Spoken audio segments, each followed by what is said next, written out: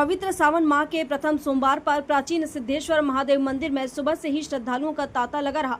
भगवान शिव के दर्शन, जलाभिषेक, दुग्धाभिषेक एवं रुद्राभिषेक के लिए दूर दूर से श्रद्धालु पहुंचे। मंदिर परिसर हर हर महादेव और ओम नमः शिवाय के जयघोष से भक्तिमय हो उठा। स्थानीय परंपराओं के अनुसार सिद्धेश्वर महादेव मंदिर का इतिहास महाभारत काल से जुड़ा माना जाता है। जनश्रुति है कि इस पवित्र शिवलिंग की स्थापना ब्रह्मा के मानस पुत्रों द्वारा की गई थी, जिसके कारण यह स्थान अत्यंत सिद्ध एवं चमत्कारिक माना जाता है, जहां स्वयं बाबा भोलेनाथ साक्षात निवास करते हैं।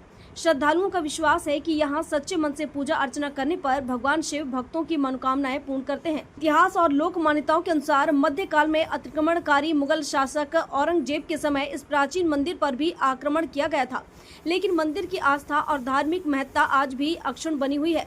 सदियों से यह स्थान श्रद्धा, विश्वास और सनातन संस्कृति का प्रमुख केंद्र बना हुआ है। मुगल शासकों द्वारा मंदिर की मूर्तियों को खंडित किया गया, जो आज भी मंदिर में दिखाई देती हैं।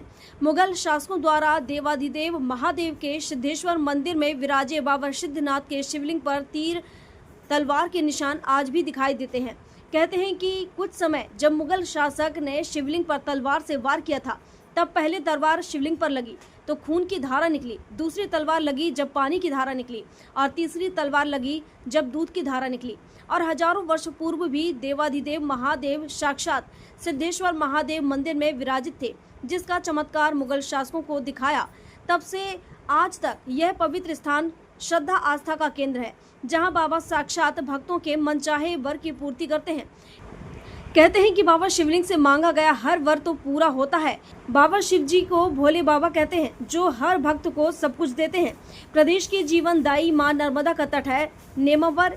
यहाँ प्रतिदिन मां नर्मदा के पवित्र जल से बाबा का जलाभिषेक होता है। सावन के प्रथम सोमवार पर मंदिर में विशेष पूजा अर्चना, अभिषेक, भजन कीर्तन एवं धार्मिक अनुष्ठानों का आयोजन किया गया। श्रद्धालुओं ने भगवान शिव पर बेलपत्र, धतूरा, भांग, पुष्प एवं जल अर्पित कर परिवार और समाज की सुख समृद्धि की कामना की। सिद्धेश्वर महादेव मंदिर केवल एक धार्मिक स्थल नहीं, बल्कि क्षेत्र की प्राचीन सांस्कृतिक और आध्यात्मिक धरोहर भी है। सावन के प्रत्येक सोमवार को यहाँ हजारों श्रद्धालुओं की उपस्थिति इस मंदिर की ऐतिहासिक और धार्मिक महत्ता को और अधिक प्रमाणित करती है। प्रदेश की जीवनदायिनी पुण्य सलीला मां नर्मदा के नाभि के क्षेत्र नेमावर, जहाँ पर जो है अलौकिक और बड़ा ही चमत्कारी शिवलिंग बाबा सिद्धेश्वर के रूप में यहाँ पर विराजित है। बताते हैं कौरव पांडव के समय का निर्मित यह विशाल भव्य मंदिर, जिसमें बाबा सिद्धनाथ विराजे हुए हैं, और इसी बाबा सिद्धनाथ की अलौकिक विभिन्न लीलाओं के बारे में और विभिन्न इतिहास के बारे में आज हमारे साथ जुड़ रहे हैं नेमावर के पंडित जी। पंडित जी, क्या नाम है आपका? पंडित सुरेश व्यास जी, पंडित सुनील व्यास जी, आपका बहुत स्वागत है हमारे साथ बात करने के लिए। और सिद्धेश्वर महादेव का क्या महत्व है, सावन में किस प्रकार की लीलाएं यहाँ होती है, बताइए हमारे दर्शकों को। हर हर महादेव। ओम नमः शिवाय नमः। ओम नमः शिवाय नमः।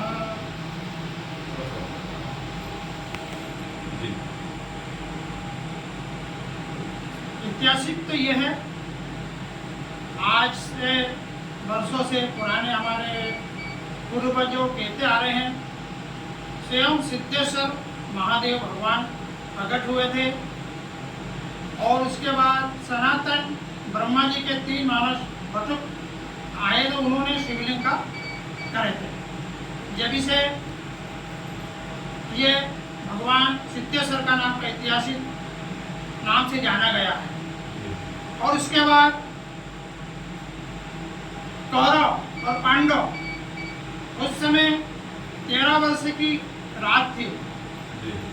उस समय गंधारी बड़े भक्त रही भोलेनाथ की, और रात का समय था।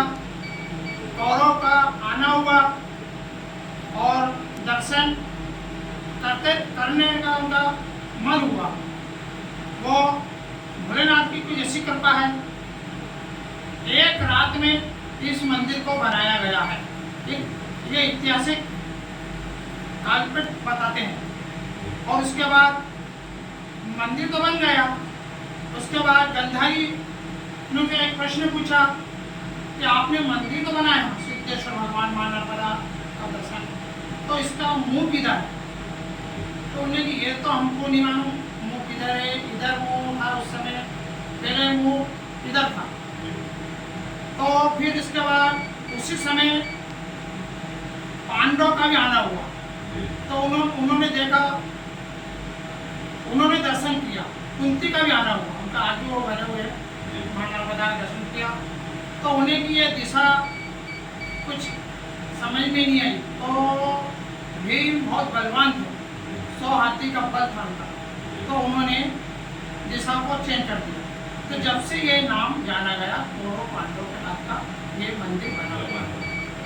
और इसके बाद एक राजा आया, गजनवी नाम का राजा था, जिन्होंने विश्व में बहुत जगह आप जाते हो, हर हिंदुओं जहाँ मंदिरों ने वहाँ सब खंडित किया गया, हर जगह ये तो खंडित हुआ। उसके बाद यहाँ भी उनका आना हुआ, यहाँ भी खंडित किया गया। आप देखना हर मूर्तियाँ खंडित है, लेकिन यहाँ कुछ भगवान सिद्धेश्वर की ऐसी कृपा है या उसकी सिद्ध नहीं चली। आए और भाई उन्होंने वहाँ से आते थे, उन्होंने आज भी बना हुआ है। जी बताइए हमारे दर्शकों को कहाँ है? आज भी 3 तलवार उन्होंने यहाँ आजमाई। जी जी। एक में तो दूध की धार निकली जी।